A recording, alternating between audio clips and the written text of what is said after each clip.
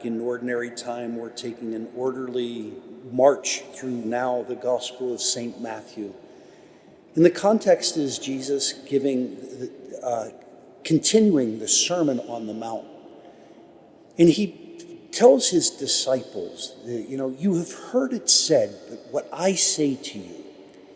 Now, what you had heard said was given by Moses, and now Jesus is going to be the one who is going to interpret and give kind of a reflection on this law and putting his own stamp on it.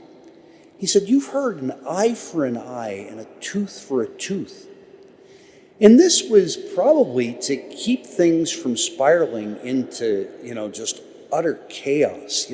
If somebody pokes somebody's eye out, you can only take one eye in your vengeance.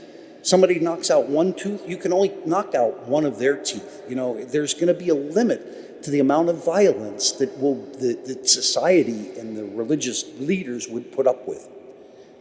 But Jesus is saying, if somebody comes to you and strikes you, stand there in front of them and almost say, I'm not going to return. I'm not going to go to the same level of violence that you are. It's going to be respect my dignity. This, I think, is what the world needs to hear today. As we turn on the news, the conflicts around the world, they just seem to get more and more vicious. And the ones who suffer the most are the poor, those who are civilian. It is just incredible to see this level of violence. And it's almost like we become accustomed to it, anesthetized, that I guess this is the way that you have to deal with these things.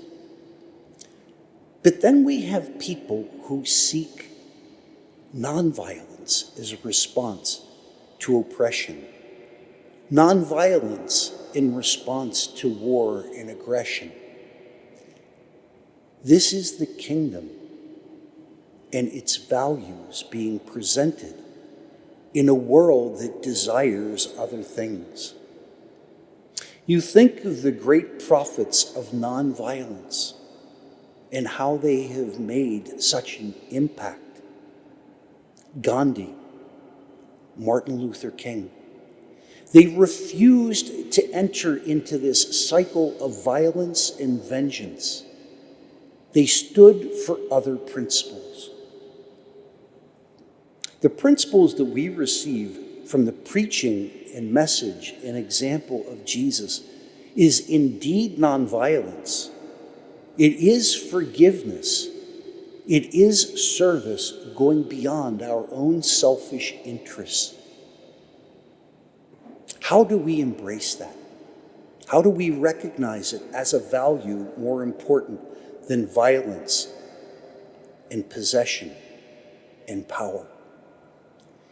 Indeed, the gospel message has power for those who invest their lives in it.